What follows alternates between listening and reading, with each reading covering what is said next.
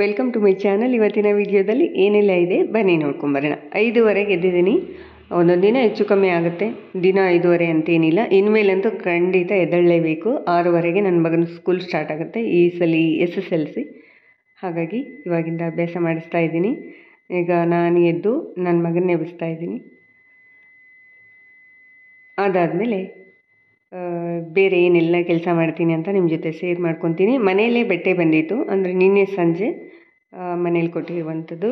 4 ಸೀರೆ ಇದೆ ಇದರಲ್ಲಿ. ಒಂದು ಆಲ್ರೆಡಿ ಸ್ಟಿಚ್ ಮಾಡಿದ್ದೀನಿ. ನಾನು ವಿಡಿಯೋ ಎಡಿಟಿಂಗ್ ಮಾಡ್ತಾ ಇರೋದು ತುಂಬ ಲೇಟಾಗಿ.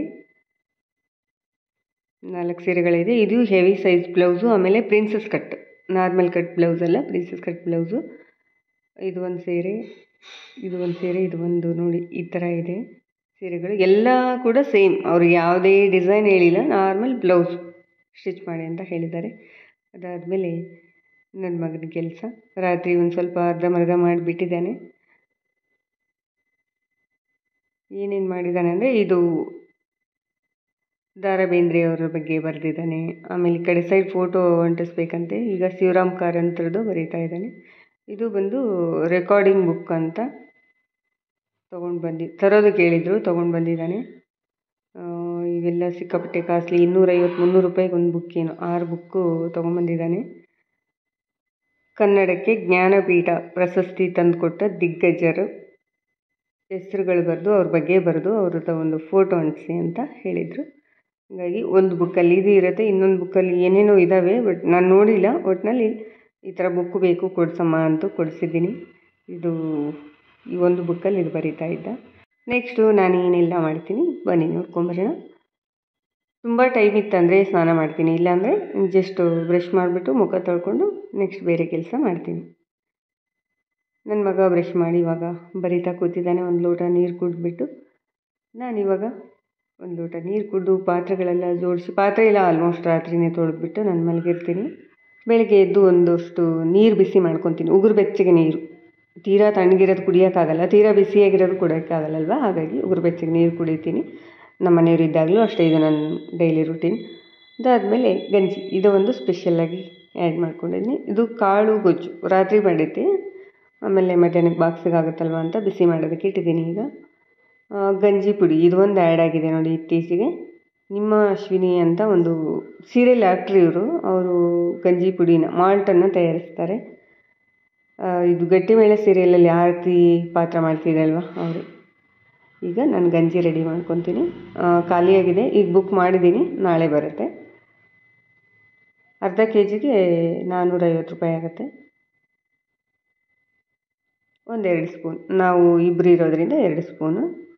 ಹಾಗೆ ನೀವು ಮನೇಲಿ ಎಷ್ಟೆಷ್ಟು ಜನ ಇದ್ದೀರೋ ಅಷ್ಟು ಸ್ಪೂನ್ಗಳನ್ನು ಹಾಕ್ಕೊಂಡು ಗಂಜಿನ ಮಾಡ್ಕೋಬೋದು. ತುಂಬ ಹೆಲ್ದಿಯಾಗಿರುವಂಥದ್ದು, ಇದರಿಂದ ತುಂಬ ಬೆನಿಫಿಟ್ಸ್ ಇದೆ. ಹಾಗಾಗಿ ನಾನು 1 ತಿಂಗಳಾಯ್ತು ಯೂಸ್ ಮಾಡ್ತಾ.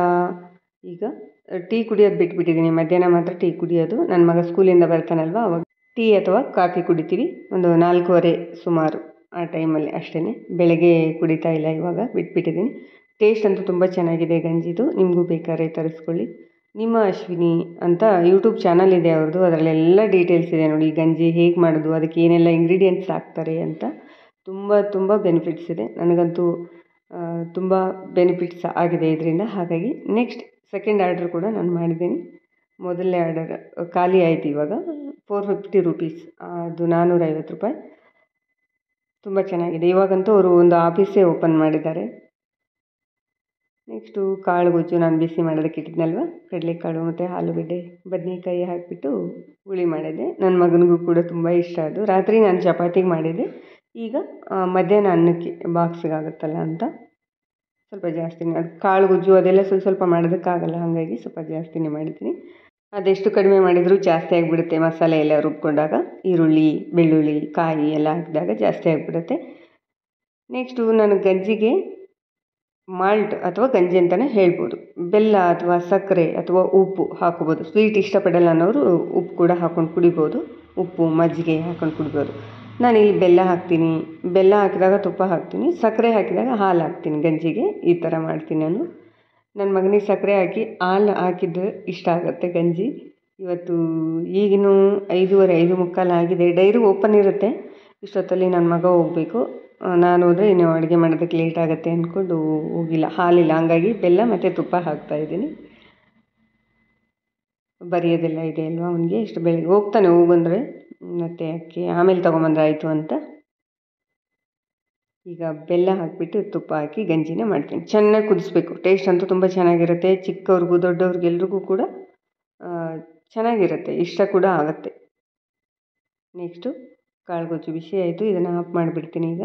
ಅದಾದಮೇಲೆ ಅನ್ನಕ್ಕೆ ಅಕ್ಕಿ ನೆನೆ ಹಾಕಿದ್ದೆ. ಬೆಳಗ್ಗೆ ಎದ್ದು ಕೂಡಲೇ ನಾನು ಅಕ್ಕಿ ನೆನೆ ಹಾಕ್ತೀನಿ. ಒಂದು ಅರ್ಧ ಗಂಟೆ ಅಕ್ಕಿ ನೆನೆದರೆ ತುಂಬ ಚೆನ್ನಾಗಾಗುತ್ತೆ ಅನ್ನ.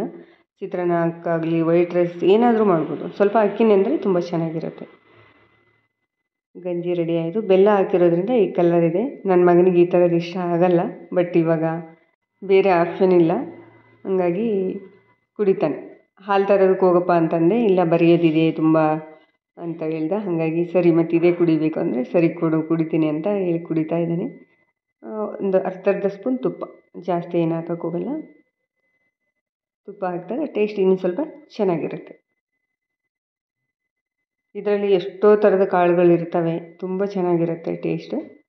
ಅದಾದಮೇಲೆ ನೆಕ್ಸ್ಟ್ ನಾನು ನೀರು ಕಾಯಿಸೋದಕ್ಕೆ ಇಟ್ಟಿದ್ದೆ. ನೀರು ಕಾಯಿಸಿ ನೆಂದಿರುವಂಥ ಅಕ್ಕಿನ ತೊಳೆದು ಅನ್ನ ಮಾಡ್ತೀನಿ. ಈ ಥರ ನಾನು ಅನ್ನ ಮಾಡುವಂಥದ್ದು. ಡೈರೆಕ್ಟಾಗಿ ತೊಳೆದಿಟ್ಟರು ಕೂಡ ಆಗುತ್ತೆ, ಟೈಮ್ ಇಲ್ಲದಾಗ ಹಾಗೆ ಮಾಡ್ಬೋದು, ಮತ್ತು ಏನು ಮಾಡೋಕ್ಕಾಗಲ್ಲ. ನಾನು ಜಾಸ್ತಿ ರೈಸ್ ಮಾಡೋದು ಹೀಗೇ, ಅಕ್ಕಿ ನೆನೆಸ್ಬಿಟ್ಟು ಚೆನ್ನಾಗಿ ನೀರು ಕುದಿಸಿ ಆಮೇಲೆ ಅಕ್ಕಿನ ಹಾಕ್ತೀನಿ, ತೊಳೆದು ನೆಂದಿರುವಂಥ ಅಕ್ಕಿನ. ಈಗ ಅನ್ನ ರೆಡಿ ಆಗೋಷ್ಟೊತ್ತಿಗೆ ನಾನು ಗಂಜಿ ಕುಡಿತೀನಿ. ನನ್ನ ಮಗ ಬರಿತಾ ಇದ್ದಾನೆ, ಬರೆದಾಗಿದೆ, ಫೋಟೋಗಳನ್ನ ಅಂಟಿಸ್ತಾ ಇದ್ದಾನೆ. ಇವಾಗಿನ್ನೂ ಕ್ಲಾಸಸ್ ಸ್ಟಾರ್ಟ್ ಆಗಿಲ್ವಲ್ಲ, ಹಾಗಾಗಿ ರೆಕಾರ್ಡ್ ಬುಕ್ಕಲ್ಲಿ ಈ ಥರದ್ದೆಲ್ಲ ಬರೆಯೋದಕ್ಕೆ ಕೊಟ್ಟಿದ್ದಾರೆ.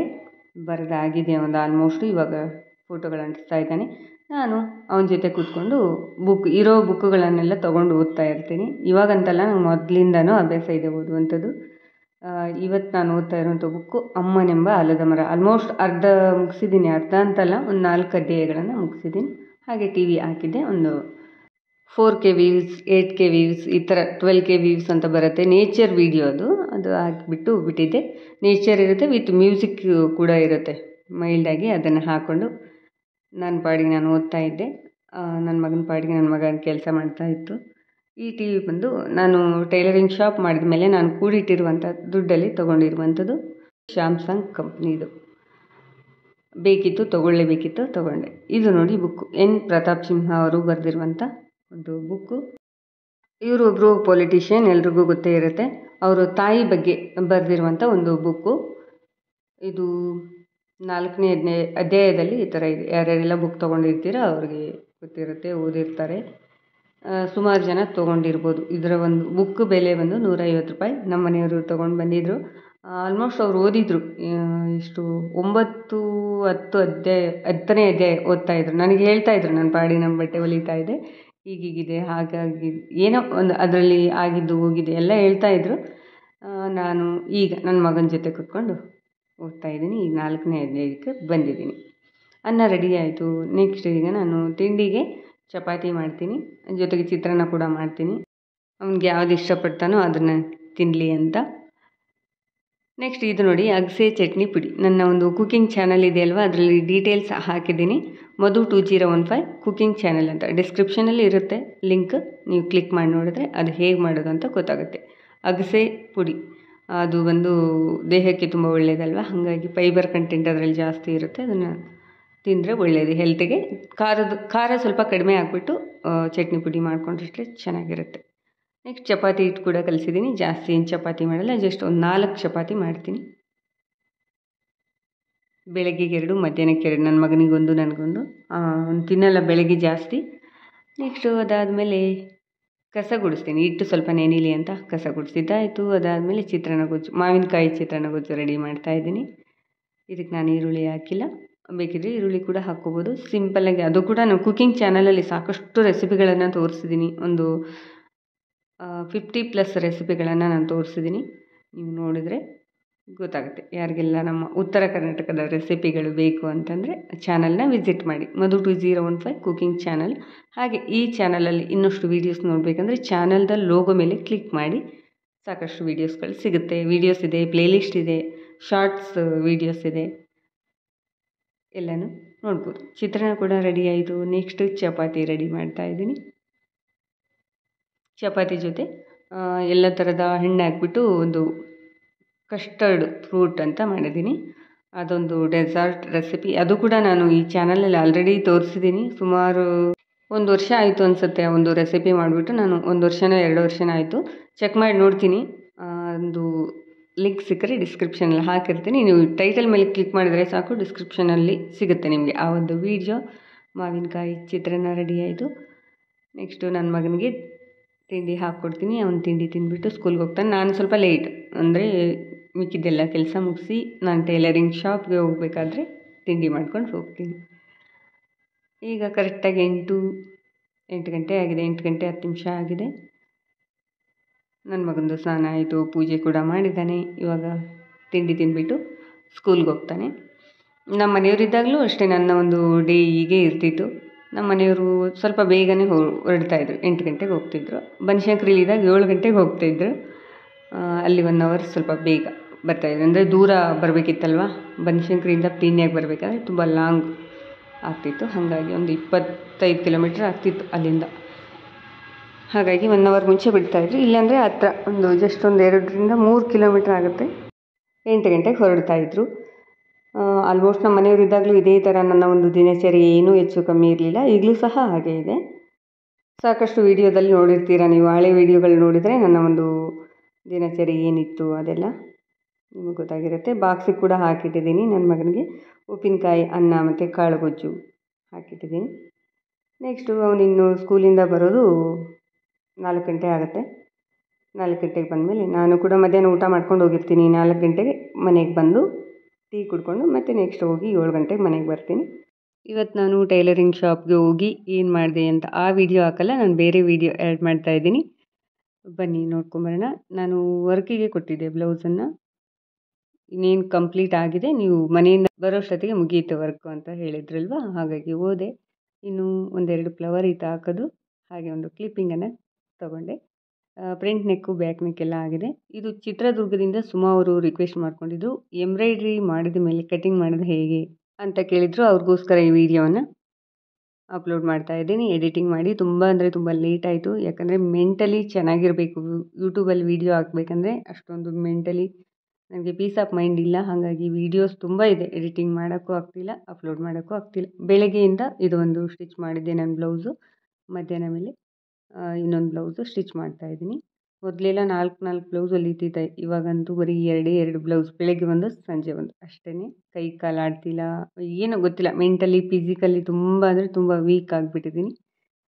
ಏನು ಮಾಡೋಕ್ಕಾಗಲ್ಲ, ಎಲ್ಲ ಟೈಮ್. ಆಮೇಲೆ ಲೈನಿಂಗ್ ಒಂದಷ್ಟು ತೊಗೊಂಡು ಬಂದುಬಿಟ್ಟಿದ್ದೀನಿ ನಾನು. ಪದೇ ಓಡಾಡೋದಕ್ಕಾಗೋದಿಲ್ಲ, ತುಂಬ ದೂರ ಆಗುತ್ತೆ. ಸುಮ್ಮನೆ ಪೆಟ್ರೋಲ್ಗೂ ದುಡ್ಡು ಕೊಡಬೇಕಲ್ಲ, ಹಾಗಾಗಿ ಅದ್ರ ಬದಲಿಗೆ ಒಂದಷ್ಟು ತಂದು ಇಟ್ಕೊಂಡ್ರೆ ಸೇಮ್ ಎಲ್ಲನೂ ಅಷ್ಟೇ ಆಗುತ್ತೆ ಅಂತ. ಬಿಲ್ ಬುಕ್ ನೋಡಿ ಇನ್ನೊಂದು 6 ಇದೆ. ನಮ್ಮ ಮನೆಯವರು 12 ಮಾಡಿಸಿದ್ರು. ನಾನು 6 ಸಾಕು ಅಂತ ಹೇಳಿದೆ. 6 ಹಳೆ ಟೈಲರಿಂಗ್ ಶಾಪು ಅಲ್ಲಿ ಖಾಲಿ ಆಯಿತು. ಇನ್ನೂ 6 ಇಲ್ಲೇ ಯೂಸ್ ಮಾಡ್ತಾಯಿದ್ದೀನಿ. ಹಾಗೆ ಒಂದು ಎಕ್ಸ್ಟ್ರಾ ಬುಕ್ ಕೊಟ್ಟಿದ್ರು, ಅದನ್ನು ಈಗ ಯೂಸ್ ಮಾಡ್ತಾಯಿದ್ದೀನಿ. ಇನ್ನೂ ಒಂದು 6 ಬುಕ್ ಇದೆ. ಅಡ್ರೆಸ್ ಎಲ್ಲ ಚೇಂಜ್ ಇದೆ, ಬಟ್ ನಾನು ಅವ್ರಿಗೇನು ಬಿಲ್ ಕೊಡೋಲ್ಲ. ಅದರಲ್ಲಿ ಏನು ಕರೆಕ್ಷನ್ ಇರುತ್ತಲ್ವ ಅದನ್ನು ಮಾತ್ರ ನಾನು ಬರ್ಕೊಂಡು ನನ್ನ ಕಡೆಯೇ ಇಟ್ಕೊತೀನಿ ಬಿಲ್ಲನ್ನು.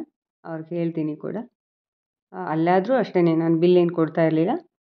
ತೀರಾ ಪರಿಚಯ ಇರ್ತಿತ್ತಲ್ವ ಅವ್ರಿಗೆಲ್ಲ ಬಿಲ್ ಕೊಡ್ತಾ ಇರಲಿಲ್ಲ. ಅಂದರೆ ಬಿಲ್ ಬುಕ್ಕಲ್ಲಿ ಎಂಟ್ರಿ ಮಾಡ್ತಾ ಇರಲಿಲ್ಲ. ಯಾರು ಪರಿಚಯ ಇಲ್ಲದೇ ಇರೋರು ಹೊಸಬ್ರು ಬಂದಾಗ ಬಿಲ್ ಬುಕ್ಕಲ್ಲಿ ಎಂಟ್ರಿ ಮಾಡಿ ಬಿಲ್ನ ನನ್ನ ಕಡೆಯೇ ಇಟ್ಕೊತಿದ್ದೆ. ಅವರು ಒಂದು ಫೋಟೋ ತೊಗೊಂಡು ಹೋಗ್ತಾಯಿದ್ರು. ಈ ಬ್ಲೌಸ್ ಬಂದು ನಮ್ಮ ಅಣ್ಣವರ ಕೊಲೀಗ್ ಮಿಸ್ಸಸ್ ಸಿಸ್ಟರ್ದು. ಅವರು ಬ್ಲೌಸ್ ಕೊಟ್ಟಿದ್ರು, ಅವ್ರದ್ದು ಚೆನ್ನಾಗಾಗಿದೆ ಅಂತ ಅವ್ರ ಸಿಸ್ಟರ್ದು ಕೂಡ ತೊಗೊಂಬಂದಿದ್ದಾರೆ. ಇದು ಮೆಸರ್ಮೆಂಟ್ ಬ್ಲೌಸು. ಅದಕ್ಕಿಂತ ಮುಂಚೆ ನಾವೇನು ಮಾಡಬೇಕಂದ್ರೆ ವರ್ಕ್ದು ಬ್ಲೌಸ್, ವರ್ಕ್ ಏನು ಮಾಡಿಸಿರ್ತೀವಿ ಅಲ್ವಾ, ಪೀಸ್ ಪಕ್ಕಕ್ಕೆ ಇಟ್ಬಿಡೋಣ. ಅದಕ್ಕಿಂತ ಮುಂಚೆ ನಾರ್ಮಲಾಗಿ ನಾವೇನು ಬ್ಲೌಸ್ ಕಟ್ ಮಾಡ್ತೀವಿ ಅಲ್ವಾ, ಅದೇ ಈ ಥರ ಕಟಿಂಗ್ ಮಾಡಬೇಕು. ಯಾವುದೇ ಚೇಂಜಸ್ ಇಲ್ಲ. ಬ್ಯಾಕ್ ನೆಕ್ ಮಾತ್ರ ಕಟ್ ಮಾಡಬಾರ್ದು. ಅದನ್ನು ನಾನು ಆಮೇಲೆ ತೋರಿಸ್ತೀನಿ. ಕಸ್ಟಮರ್ ಬಂದರೆ ಈಗ ಕಸ್ಟಮರ್ನ ಅಟೆಂಡ್ ಮಾಡಿ ನೆಕ್ಸ್ಟು ಹಾಗೆ ಮಾತಾಡ್ತಾ ನಾನು ಬ್ಲೌಸ್ ಕಟಿಂಗ್ ಮಾಡಿಬಿಟ್ಟಿದ್ದೀನಿ. ವಿಡಿಯೋ ಕಂಟಿನ್ಯೂ ಮಾಡಿಲ್ಲ. ಅವ್ರು ಕೊಟ್ಟಿರುವಂಥ ಬ್ಲೌಸ್ ಇದು. ಬ್ಲೌಸ್ ಆಲ್ರೆಡಿ ನಾನು ಕಟಿಂಗ್ ಮಾಡಿದ್ದೀನಿ. 40 ಸೈಜ್ದ ಬ್ಲೌಸ್ ಇದು. ಇದು front part, sleeve, cross belt ಪಟ್ಟಿ ಮತ್ತು ಇದು ಬ್ಯಾಕ್ ಪಾರ್ಟ್ ಬಂದು ಈ ಥರ ಕಟ್ ಮಾಡಬೇಕಾಗುತ್ತೆ. ನೆಕ್ ಮಾರ್ಕ್ ಯಾವುದು ಬೇಕಾಗಿಲ್ಲ, ಯಾಕಂದರೆ ವರ್ಕ್ ಆಲ್ರೆಡಿ ಆಗಿರುತ್ತಲ್ವ, ಹಾಗಾಗಿ ಮೊದಲಿಗೆ ಪೀಸ್ ತಗೊಂಡು ಸ್ಲೀವ್ ಇದೆ ಅಲ್ವಾ ನೋಡಿ, ಸ್ಲೀವ್ ಎರಡೂ ಕಡೆ ಇದೆ. ಇದು ಮ್ಯಾಚಿಂಗು ಸಾರಿ ಮ್ಯಾಚಿಂಗು ಪೀಸ್ ಅಟ್ಯಾಚ್ ಮಾಡಿದ್ದೆ ನಾನು.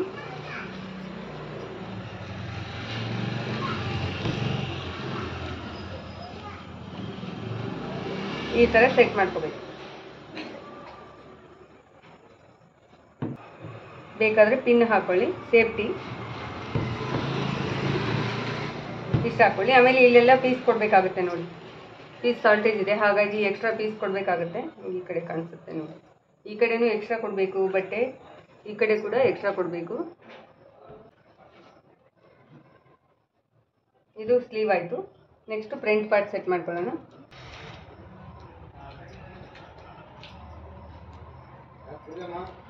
ಆಯ್ತಪ್ಪ, ನಿಮ್ದು ಆಯ್ತಾ? ಯಾವಾಗ ಬಂದ್ರಿ ಊರಿಂದ? ಆಯ್ತು. ಜಾತ್ರೆ ಎಲ್ಲ ಚೆನ್ನಾಗಾಯ್ತು? ಹಾಂ. ನಮ್ಮ ದೊಡ್ಡಪ್ಪ ಅವರು ಮಾತಾಡ್ತಾ ಇದ್ರು, ಅವ್ರ ಜೊತೆ ಮಾತಾಡ್ತಾ ಹಾಗೆ ಬ್ಲೌಸ್ ಕಟ್ಟಿಂಗ್ ಮಾಡ್ತಾ ಇದ್ದೆ. ಅದಕ್ಕಾಗಿ ನಾನು ವಾಯ್ಸ್ ಓವರ್ ಮಾಡ್ತಾ ಇದ್ದೀನಿ ನೋಡಿ. ಇದು ತುಂಬ ಶಾರ್ಟೇಜ್ ಇದೆ ಪೀಸ್. ಕ್ರಾಸ್ ಬೆಲ್ಟ್ ಪಟ್ಟಿಗೆ ತುಂಬ ಅಂದರೆ ತುಂಬ ಕಷ್ಟ ಆಗುತ್ತೆ. ಎಲ್ಲೆಲ್ಲಿ ತೊಗೋಬೇಕು ಪೀಸನ್ನು, ಎಲ್ಲೆಲ್ಲಿ ಆ್ಯಡ್ ಮಾಡ್ಕೋಬೇಕು ಗೊತ್ತಿಲ್ಲ. ಆ ಥರ ಅಡ್ಜಸ್ಟ್ ಮಾಡ್ಕೊಂಡು ಮಾಡಬೇಕಾಗತ್ತೆ. ಕೆಲವೊಂದು ಬ್ಲೌಸ್ ಹೀಗಿರ್ತವೆ, ಪರ್ಟಿಕ್ಯುಲರ್ ಆಗಿ ಹೀಗೆ ಕಟ್ ಮಾಡಬೇಕಂತ ಹೇಳೋದಕ್ಕಾಗಲ್ಲ. ಪೀಸ್ ಹೇಗಿರುತ್ತೆ, ಎಷ್ಟು ಶಾರ್ಟೇಜ್ ಇರುತ್ತೆ ನೋಡಿಕೊಂಡು, ವರ್ಕ್ ಹೇಗೆ ಮಾಡಿದ್ದಾರೆ ಅದನ್ನೆಲ್ಲ ನೋಡಿಕೊಂಡು ನಾವು ಕಟ್ಟಿಂಗನ್ನು ಮಾಡಬೇಕಾಗತ್ತೆ. ಇದು ಫ್ರಂಟ್ ಪಾರ್ಟು, ಇಲ್ಲಿ ವರ್ಕ್ ಇದೆ, 2 ಪೀಸ್ ಇದೆ. ಇದು ಸ್ಲೀವ್ಗೆ ಎಕ್ಸ್ಟ್ರಾ ಪೀಸ್ ಕೊಡಬೇಕಲ್ವಾ, ಇದೇ ಪೀಸನ್ನು ತೊಗೊಂಡು ಇಲ್ಲಿ ಸೈಡಿಗೆ ಕೊಡಬೇಕಾಗತ್ತೆ. ಈ ಕಡೆ ಸೈಡು, ಈ ಕಡೆ ಸೈಡ್ ಕೊಡಬೇಕು.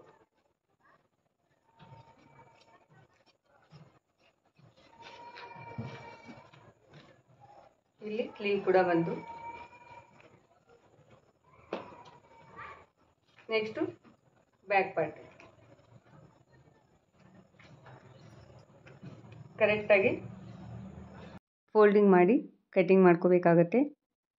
ವಿತ್ ಬಾರ್ಡರ ವಿತೌಟ್ ಬಾರ್ಡರ ಕರೆಕ್ಟಾಗಿ ನೋಡ್ಕೋಬೇಕಾಗುತ್ತೆ. ಇದು ವಿತೌಟ್ ಬಾರ್ಡ್ರನ್ನ ಆಮೇಲೆ ಕೂಡ ಅಟ್ಯಾಚ್ ಮಾಡ್ಬೋದು ಬೇಕು ಅಂದರೆ. ಬಟ್ಟೆ ಶಾರ್ಟೇಜ್ ಬಂತಂದರೆ ಏನೂ ಮಾಡೋಕ್ಕಾಗಲ್ಲ, ನಾವು ಅಟ್ಯಾಚ್ ಮಾಡಲೇಬೇಕಾಗತ್ತೆ.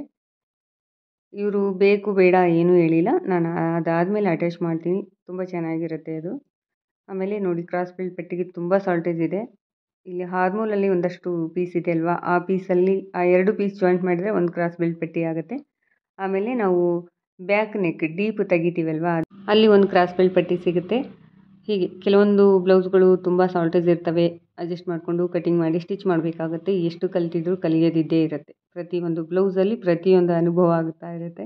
ಈ ಟೈಲರಿಂಗ್ ಜರ್ನಿನೇ ಹೀಗೆ. ಬ್ಲೌಸ್ ಕಟಿಂಗ್ ಮಾಡಿದ್ದಾಯಿತು. ಅದಾದಮೇಲೆ ನಮ್ಮ ಟೈಲರಿಂಗ್ ಶಾಪ್ಗೆ ಪಾಪು ಬಂದಿತ್ತು. ಪಾಪು ಜೊತೆ ಸ್ವಲ್ಪ ಹೊತ್ತು ಆಟ ಆಡಿ ಒಂದು ಕ್ಲಿಪ್ಪಿಂಗ್ ತೊಗೊಂಡೆ ನೋಡಿ, ಎಷ್ಟು ಚೆನ್ನಾಗಿ ಸ್ಮೈಲ್ ಮಾಡ್ತಾ ಇದೆ ಕ್ಯೂಟಾಗಿ. ಅವರು ಹಾಲು ತರೋದಕ್ಕೆ ಬಂದಿದ್ದರು, ಹಾಗೆ ನನ್ನ ಮಾತಾಡ್ಸ್ಕೊಂಡು ಹೋಗ್ತಾ ಬರ್ತಾ ನೋಡಿದ್ರಲ್ವ ಫ್ರೆಂಡ್ಸ್, ಇದಾಗಿತ್ತು ಇವತ್ತಿನ ವಿಡಿಯೋ. ಇಷ್ಟ ಆಗಿದ್ದರೆ ಲೈಕ್ ಮಾಡಿ, ಯೂಸ್ಫುಲ್ ಅನಿಸಿದರೆ ಫ್ರೆಂಡ್ಸ್ ಆ್ಯಂಡ್ ಫ್ಯಾಮಿಲಿಗೆ ಶೇರ್ ಮಾಡಿ, ಹಾಗೆ ಅನಿಸಿಕೆ ಅಭಿಪ್ರಾಯಗಳನ್ನು ಕೂಡ ಕಮೆಂಟ್ ಮಾಡಿ ತಿಳಿಸಿ. ಸಿಗೋಣ ನೆಕ್ಸ್ಟ್ ಯೂಸ್ಫುಲ್ ವಿಡಿಯೋದಲ್ಲಿ. ನಮಸ್ಕಾರ.